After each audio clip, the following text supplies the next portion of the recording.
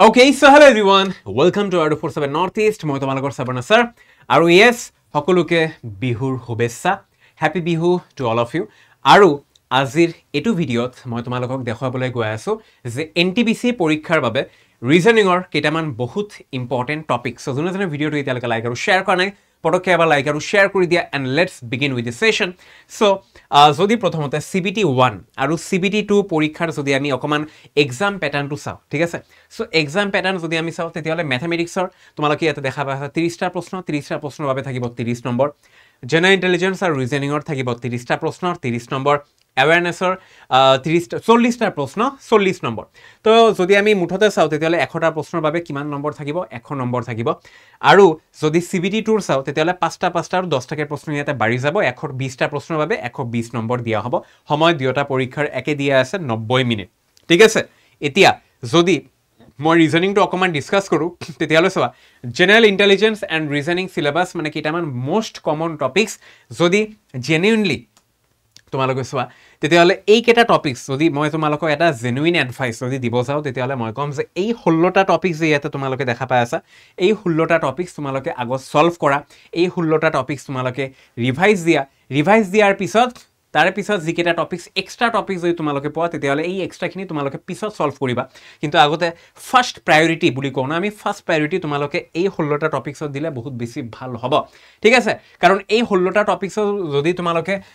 আগতে যদি সলভ কৰা ঠিক আছে আগতে যদি এটো কমপ্লিট কৰি লোৱা তেতিয়া হলে আমি এই মাত্ৰ কিমান নম্বৰ চালো ৰিজনিংৰ 30 নম্বৰ হয়নে কিমান নম্বৰ চালো আমি 30 number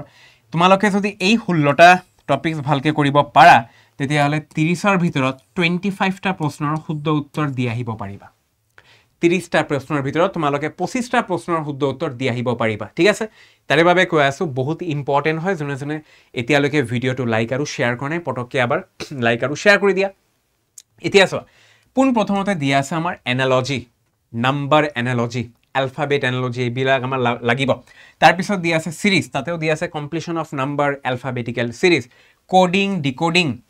mathematical operations similarities and differences relationships है ना analytical reasoning syllogism jumbling venn diagrams puzzle data sufficiency তলত যদি আমি যাও statement conclusion statement courses of action decision making maps আৰু interpretation of graphs এই 16টা টপিকস দিব তোমালোকক ম্যাক্সিমাম নম্বৰ সো আগতে এই 16টা টপিকস তোমালোকে সলভ কৰা প্ৰ্যাকটিস কৰা প্ৰিপাৰেচন কৰা তাৰে পিছত তোমালোকে নেক্সট টপিকত যাব পাৰা ঠিক আছে আশা কৰিলো ভিডিওটো চাই প্লাই ভাল লাগিলে সৰু ভিডিও আছিল কিন্তু ইনফৰমেটিভ ভিডিও মই তোমালোকক দিছো সো জনে ভিডিওটো এতিয়ালৈকে লাইক আৰু শেয়াৰ কৰে পটককে এবাৰ লাইক আৰু শেয়াৰ কৰি দিয়া আৰু এটা ইম্পৰ্টেন্ট বস্তু মই তোমালোকক দেখাবলৈ গৈ আছো এটো হল যে বিহুৰ উপলক্ষে হয়নে প্ৰতিটো ব্যাচত আকো আহি গল আমাৰ double validity with maximum discount চাব পাৰা NTPC batch group D batch আমাৰ আসাম মহাপেক হয়নে সো বহু ষ্টুডেন্টস মোক সদায় মেসেজ কৰি থাকে স্যার কেতিয়া আকো ভ্যালিডিটি আহিব ডাবল ভ্যালিডিটি আকো কেতিয়া আহিব ডিসকাউন্ট ম্যাক্সিমাম ডিসকাউন্ট আমি আকো কেতিয়া পাম তেতিয়া ভাল